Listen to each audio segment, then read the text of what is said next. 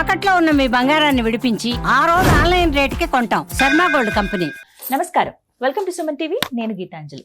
Krishnashtami August 15, 16 ఒక సందిగ్ధం ఏర్పడిపోయింది. ఇప్పుడే కాదు, ప్రతిసారి మనకి సందేహం ఉంటుంది కదండి.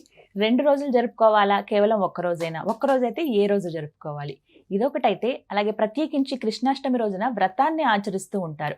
ఆ వ్రతం ఎవరు ఆచరించాలి, ఏ విధంగా ఆచరించాలి, ఎటువంటి నైవేద్యాన్ని ఆ కృష్ణయ్యకి ఈ రోజున సమర్పించాలి, కృష్ణానుగ్రహం పొందాలంటే ఈ రోజున విశేషంగా ఏం చేయాలి, ఏం చేయకూడదు తెలుసుకుందాం. వివరించేందుకు ప్రస్తుతం మనతో పాటు ఉన్నారు ప్రముఖ జ్యోతిష్యులు బ్రహ్మశ్రీ నందిభట్ల శ్రీహరి శర్మ గురువు గారు. వారితో మాట్లాడదాం.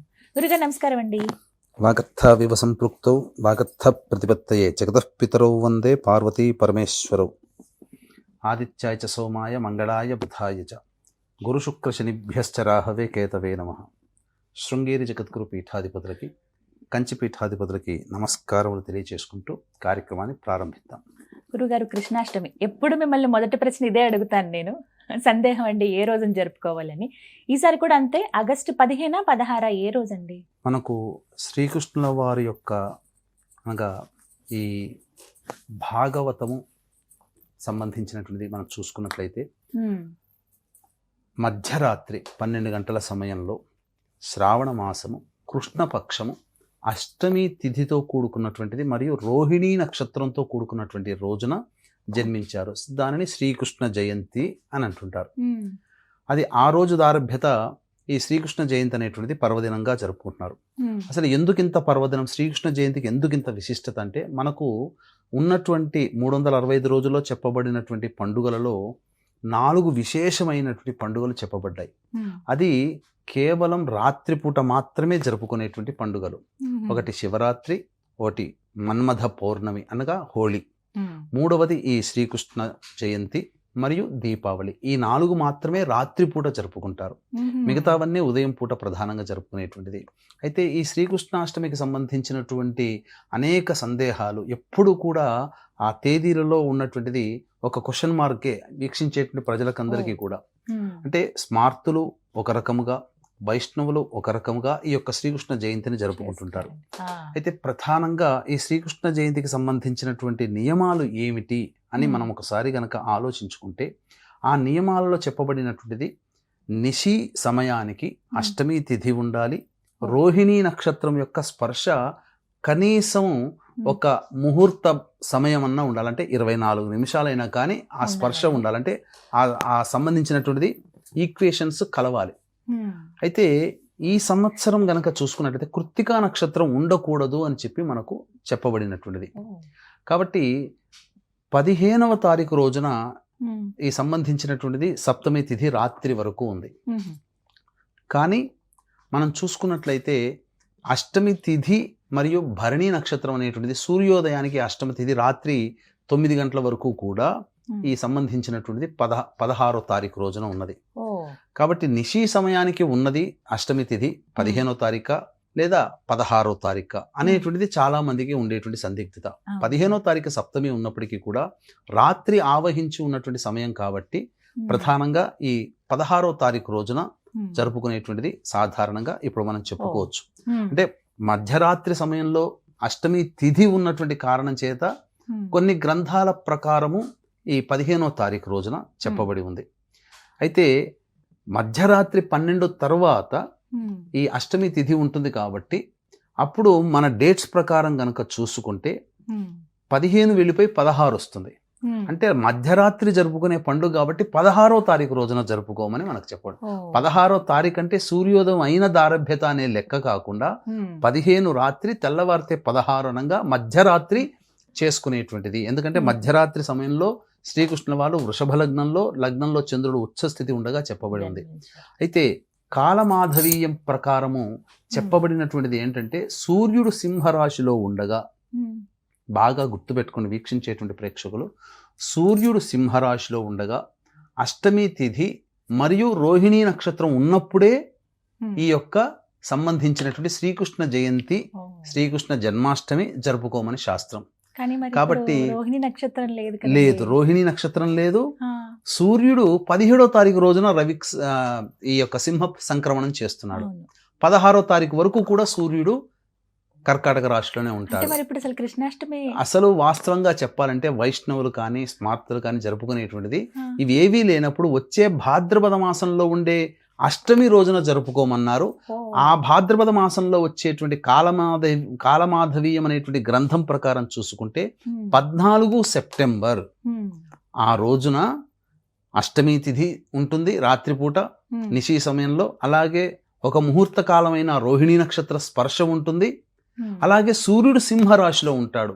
ఉమ్, దీనికి ప్రధానంగా చెప్పబడినటువంటిది సూర్యుడు సింహరాశిలో ఉండగా, ఉమ్, కాబట్టి ఇది భాద్రపద మాసంలో వస్తుంది. ఇప్పుడు వస్తుంది. ఇది చాలా అలభ్యమైనటువంటి యోగము. ఉమ్, కాబట్టి వీక్షించేటువంటి ప్రేక్షకులు మన శాస్త్ర ప్రకారము మనం చూసుకున్నట్లయితే అసలు కాలమాధవీయం అనేటువంటి గ్రంథం ప్రకారం అయితే 14 సెప్టెంబర్ నాడు చేసుకోవడం అప్పుడు. విశేషం. ఎందుకంటే అలభ్య పుణ్యతిథి ఈ శ్రీకృష్ణ జన్మాష్టమి. ఉమ్, అలాగే ఈ యొక్క సంబంధించినటువంటిది 15 మధ్యరాత్రి, తెల్లవారితే 16 అనగా ఉమ్, మధ్యరాత్రి ఈ యొక్క శ్రీకృష్ణ జన్మాష్టమి వేడుక, శ్రీకృష్ణ జన్మాష్టమి వ్రతాన్ని అనేటువంటిది ఆచరించమని శాస్త్రం చెప్పబడింది. కాబట్టి 16 ఉమ్, తెల్లవారుజామున అంటే సూర్యోదయం అయిన తర్వాత కాదమ్మా, ఉమ్, 15 రాత్రి డేట్ మారుతుంది కాబట్టి మధ్యరాత్రి 16వ తారీఖు అని చెప్పవచ్చు. ఉమ్, అయితే 16నే జరుపుకోవాలని అంటారు. జరుపుకోవాలి. మరి వ్రతం ఆచరించాలి అని అంటారండి. ఎటువంటి వ్రతాన్ని చేయాలి? వ్రతం నియమాలేంటి? ఎవరెవరు చేయవచ్చు?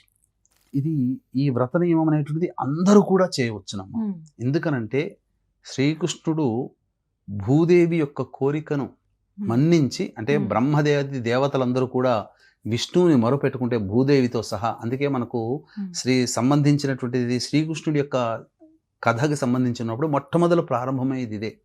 భూలోకంలో పాపాత్మల యొక్క ప్రభావం వలన, అసురుల యొక్క శక్తి పెరగడం వల్ల భూభారం పెరిగిపోయింది, నేను భరించలేకపోతున్నానని చెప్పి ఉమ్, బ్రహ్మాది దేవతలతో మొరపెట్టుకోక ఈ బ్రహ్మాది దేవతలందరూ విష్ణువు దగ్గరికి, ఎందుకంటే లోక రక్షకుడు విష్ణువు కాబట్టి విష్ణువు దగ్గరికి వెళ్ళి మొరపెట్టుకుంటే మీ యొక్క భారం తగ్గించడం కోసం నేను మానవ అవతారం అనేటువంటిది సంపూర్ణంగా భూలోకంలో ఎత్తబోతున్నాను, అంతవరకు వేచి చూడండి అని చెప్పడం. ఉమ్, అప్పుడు ఆ విధంగా ఈ యొక్క సంబంధించినటువంటి శ్రీకృష్ణ జన్మ వృత్తాంతం అనేటువంటిది జరిగింది. ఇదంతా కూడా యోగమాయ ప్రభావమే. నిజమే. కాబట్టి లోకకంటకులైనటువంటి అసురుల్ని సంహరించి భూభారం తగ్గించడం కోసం అవతారం ఎత్తినటువంటిది ఈ యొక్క శ్రీకృష్ణ అవతారం.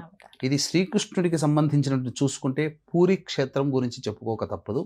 పూరి క్షేత్రంలో ఇప్పటికీ ఉన్నటువంటిది ఏదైతే ఒక కుందేలులాగా ఉన్నటువంటిది కదులుతూ ఉండేటువంటి పదార్థం ఏదైతే బ్రహ్మ పదార్థం అని అంటారో అది శ్రీకృష్ణుడి గుండె అని ఇప్పటికీ కూడా ఉమ్, శాసనాల్లో చెబుతూ ఉంటుంటారు. అవునండి. ఎందుకంటే శ్రీకృష్ణుల వారికి మరణం లేదు, మరణించినప్పుడు వారి యొక్క ఆత్మ నిక్షిప్తమై ఉంది కాబట్టి ఆ యొక్క సంబంధించినటువంటిది మార్చే సందర్భం వచ్చినప్పుడు ఆ యొక్క పూరి నగరం అంతా కూడాను చీకటిమయం చేసుకొని కళ్ళకు గంతలు కట్టుకొని ఉమ్, ఆ రాజు వచ్చి మారుస్తాడు ఉమ్, మళ్ళీ వేరే ఒక చెక్క బొమ్మలోకి. ఉమ్, అయితే ఇక్కడ ఈ శ్రీకృష్ణ జన్మాష్టమికి సంబంధించి చేసుకునే వ్రతం అనేటువంటిది ఒకటి ఉంటుందమ్మా. ఇది Hmm. కోటి ఏకాదశులతో సంబంధించినటువంటి వ్రతం ఎంత ఫలితం వస్తుందో ఆ, శ్రీకృష్ణ జన్మాష్టమి వ్రతాన్ని ఆచరించినటువంటి వాళ్ళకి అటువంటి ఫలితం ఉంటుంది. కాబట్టి ఉమ్, దీనికి సాధారణంగానే ముందు రోజు అనగా సప్తమి తిథి రోజున జితేంద్రియుడై ఉండమని శాస్త్రం. జితేంద్రియుడు అన్నప్పుడు అంటే దీని అర్థం ఏంటి? ఇంద్రియాన్ని జయించిన వాడు జితేంద్రియుడు. అంటే ఉమ్, ఇంద్రియాన్ని నిగ్రహించుకోవాలి. మానవుడికి వచ్చేటువంటి ఇంద్రియ నిగ్రహం లేకపోతే కనిపించిన పదార్థం తింటాడు, మద్యపానం చేస్తాడు, మాంసాహారం భుజిస్తాడు, దాంపత్యంలో ఉంటాడు, మద్యపానం, ధూమపానం ఇవన్నీ ఉంటాయి. కాబట్టి అటువంటి చెడు వ్యసనాలు అనేటువంటి ఏవి లేకుండా సదా నిష్టవ్రతుడై బ్రహ్మచర్య వ్రతాన్ని ఆచరిస్తూ నేల మీద పడుకొని ఆ యొక్క సప్తమి తిథి రోజు అనేటువంటిది ఆ విధంగా ఆచరించుకుంటూ ఉండి అష్టమి తిథి రోజున ఉదయమే లేవగానే చక్కగా ఆ సంబంధించినటువంటి నీళ్లతో స్నానం ఆచరించాలి. అయితే నదిలో కానీ సముద్రంలో కానీ ఆచరించమన్నారు. నది స్నానం చేస్తే చాలా విశేషం. అయితే ఈ నది కానీ లేదా చెరువులో కానీ లేదా ఇంట్లో బకెట్లోనైనా కానీ నీళ్లు వేసి అందులో నల్ల నువ్వులు వేసుకొని శాస్త్రం ప్రకారం శ్రీకృష్ణ జన్మాష్టమి తిథి రోజున ఆ యొక్క నల్ల నువ్వులు కలిపిన నీటితో స్నానం ఆచరించమని మనకు చెప్పబడి ఉంది. కాబట్టి ఆ విధంగా స్నానం ఆచరించి శ్రీకృష్ణ నామాన్ని జపం చేసుకుంటూ ఉండి అప్పుడు ఒక ప్రసూతిక గృహం అనేటువంటిది ఇంట్లో ఒక ప్రత్యేకంగా ఏర్పాటు చేసుకోవాలి. ఆ ప్రసూతిక గృహంలో శ్రీకృష్ణుల వారు ఈ దేవకి వసుదేవ ఉన్నారు కదమ్మా, వారికి జన్మనిస్తున్నట్టుగా ఆ సందర్భంగా చిత్రీకరణ ఉండాలి. అలాగే యోగమాయ ద్వారా జన్మించినటువంటిది కూడా ఆ విధంగా ఉండాలి. వసుదేవుడు కశ్యప ప్రజాపతి రూపము, అలాగే దేవకి అదితి రూపము, ఆ విధంగా భావన చేసుకుంటూ, అలాగే తన తోడబుట్టినటువంటి వాళ్ళందరూ కూడా, ఈ గోపికలందరూ కూడా దేవతల స్వరూపమే కాబట్టి బ్రహ్మాది దేవతల బ్రహ్మానందుడిగా భావన చేస్తూ, ఇలా గోపిక సంబంధించినటువంటి అవి కూడా చిత్రీకరించుకొని ఆ విధంగా ఫోటోల రూపంలోనైనా ఉండవచ్చు, ఆ విధంగా ఉండాలి. అయితే దీనికి సంబంధించినటువంటి ఆ స్వామి జన్మిస్తున్నటువంటి విధానమైనటువంటి ప్రసూతిక గృహము, డెలివరీ రూమ్ అంటారు కదా, ఆ విధంగా మనం ఏర్పాటు చేసుకోవాలి. అలాగే స్వామి వారికి ఊయల్లో వేయడం, చాలా మంది పూజ చేస్తారు, అభిషేకం చేస్తారు, ఆ రోజున చక్కగా చేసుకోవాలి. అయితే చిన్న చిన్న విగ్రహాలు పెడతారు. ఆ స్వామికి మనం తొడుక్కున్నట్టుగా కిరీటాలు, చిన్న చిన్న కిరీటాలు, ఆ బట్టలు వేసుకోవడాలు అన్ని చక్కగా ఎంతో ప్రేమగా నార్త్ సైడ్ చేసుకుంటారు. మురళి మీరు అన్నట్టుగా ప్రత్యేకించి దీనికంటే ఒక సమయం ఉందమ్మా. నిశీ సమయంలో జన్మించినారు కాబట్టి అష్టమి తిథి 15 రాత్రి ఉంది కాబట్టి 12 గంటల 4 నిమిషాల నుంచి 12 గంటల 47 నిమిషాల కాలం అనేటువంటిది ముహూర్త కాలము. ఆ సమయంలో ఈ యొక్క సంబంధించినటువంటిది ఎవరైతే ఆ సమయంలో విష్ణునామాన్ని జపం చేసుకుంటూ విష్ణు హోమము లేదా విష్ణు సహస్రనామ పారాయణము లేదా విష్ణు సహస్రనామ హోమము కానీ, పురుష సూక్తం పారాయణం కానీ, పురుష సూక్త హోమాన్ని కానీ, లేదా కనీసము ఇప్పుడు చెప్పబోయేటువంటి యొక్క మంత్రాన్ని వీక్షించేటువంటి ప్రేక్షకులు అందరూ కూడా పఠించవచ్చు. ఓం నారాయణాయ విద్మహే వాసుదేవాయ ధీమహి తన్నో విష్ణు ప్రచోదయాత్ అనే నామాన్ని ఆ సమయంలో జపించినట్లయితే తప్పకుండా శ్రీకృష్ణుల వారి యొక్క మహత్యం, ఎందుకంటే గొప్పది, సాక్షాత్తు ఈ కలియుగానికి జగద్గురు, వారి యొక్క అనుగ్రహం తప్పకుండా కలుగుతుంది. సాధించరాని పనులన్నీ కూడాను సాధిస్తాడు. అంతేకాకుండా నీతి నిజాయితీతో మనం ఏదైతే మనం పని చేస్తామో ఆ యొక్క పనిలో మనకంటూ విజయం సాధిస్తాడు. పాండవుల మధ్యముడైనటువంటి అర్జునుడి రథసారథిగా ఉండి కురుక్షేత్ర సంగ్రామంలో విజయాన్ని అందించినటువంటి వాడు పాండవులకి ఈ శ్రీకృష్ణ భగవానుల వారు. కాబట్టి మన వెంట ఉన్నట్టుగానే భావన చేస్తూ ఆ యొక్క స్వామి యొక్క నామాన్ని సదా స్మరించుకుంటూ ఉండి ఈ సంబంధించినటువంటి విధానంగా ఎవరైతే చేసుకుంటారో వారికి సంపూర్ణమైనటువంటి శ్రీకృష్ణుడి యొక్క అనుగ్రహం కలుగుతుంది. అంతేకాకుండా ఈ యొక్క శ్రీకృష్ణ జన్మాష్టమి సందర్భంగా పురస్కరించుకొని మన పీఠం ఆధ్వర్యంలో జాతకరీత్యా కలుగు అన్ని రకాల సమస్యల నివారణకి సర్వదోష నివారణ పూజలు, హోమాలు అనేటువంటి జరిపించడం జరుగుతుంది. ముఖ్యంగా శ్రీకృష్ణుల వారు సదా ధరించేటువంటి మాల వైజయంతి మాల. ఇది చాలా విశేషం అమ్మా. అది దొరకడం కూడా మధురకి దగ్గరలో దొరుకుతుంది. శ్రీకృష్ణ వారి జన్మస్థలానికి దగ్గరలోనే ఉన్న అడవుల్లో దొరుకుతాయి. కాబట్టి మన పీఠం ఆధ్వర్యంలో ఈ జరిగేటువంటి కార్యక్రమంలో ఎవరైతే నమోదు చేసుకుంటారో 16వ తారీఖు రోజున సాయంకాలం జరుగుతుంది.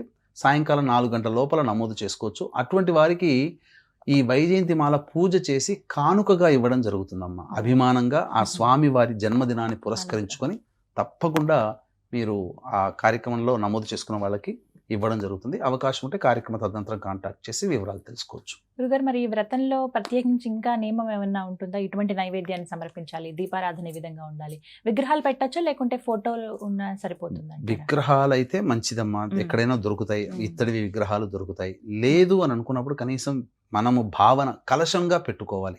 పూర్వంలో ఫోటోలు అంటూ లేవు. కలశాన్నే ఆ కలశంలోనే స్వామి వారిని ఆవాహన చేయడం, ఇవి చేసుకుంటూ ఉండి రావి ఆకులతో, రావి చెట్టు ఉంటుంది కదా, రావి ఆకులని కలశంలో నిక్షిప్తం చేసి దాని మీద ఒక చక్కటి రవిక బట్ట పెట్టి అప్పుడు దాని మీద విష్ణు ప్రతిమ కానీ, కృష్ణ ప్రతిమ కానీ లేదా కృష్ణ విగ్రహాన్ని కానీ చక్కగా మనం పెట్టి షోడశోపచార విధానంగా ఆ విధంగా ఆ రాత్రి 9 గంటల వరకు కూడా సప్తమి తిథి ఉంటుంది 15వ తారీఖు. మధ్యరాత్రి నేను చెప్పినటువంటి 15 వెళ్ళి 16 రాగానే 12 గంటల 4 నిమిషాల నుంచి 12 గంటల 47 నిమిషాల వరకు ఉండే సమయము ఈ సంబంధించినటువంటి ముహూర్త కాలం. కాబట్టి ఆ సమయంలో కలశంలో పూజ చేసి విష్ణు సహస్రనామ పారాయణం చేయడం, చక్కగా ఆ విగ్రహానికి పూజ చేయడం, అష్టమి తిథి రోజున మళ్ళీ తెల్లవారి ఈ విధంగా చేసుకొని బ్రాహ్మడికి దానం గనక చేసినట్లయితే తప్పకుండా ఆ కలశంతో సహా గనక దానం చేస్తే మంచి జరుగుతుంది. ఇక నైవేద్యంగా స్వామివారికి ఎంతో ఇష్టమైనటువంటిది వెన్న. ఆ వెన్న అనేటువంటిది నైవేద్యంగా పెడితే చాలా విశేషంగా ఉంటుంది. అంతేకాకుండా అంటే ఆ ప్రీతికరమైన వస్తువు, మనకి ఏ పండు ఇష్టమో ఆ పండు మన చేతిలో పెట్టారనుకోండి, మనం సంతోషిస్తాం కదా భగవంతుడు, అట్లాగే అది కూడా. అంతేకాకుండా ఎవరైతే ఈ యొక్క వ్రతాన్ని ఆచరిస్తారో లోకాన్ని ఉద్ధరించగలిగే కానీ లేదా వంశాన్ని ఉద్ధరించగలిగే గొప్ప సంతానం కలుగుతుందమ్మా. సంతానం లేని వాళ్ళకి ఈ కృష్ణాష్టమి వ్రతాన్ని ఆచరించి చూడండి, తప్పకుండా సంతానం కలుగుతుంది, అందులో సందేహమే లేదు. ఇది వ్రత నియమంలో చెప్పబడినటువంటి మాట, నా మాట కాదమ్మా.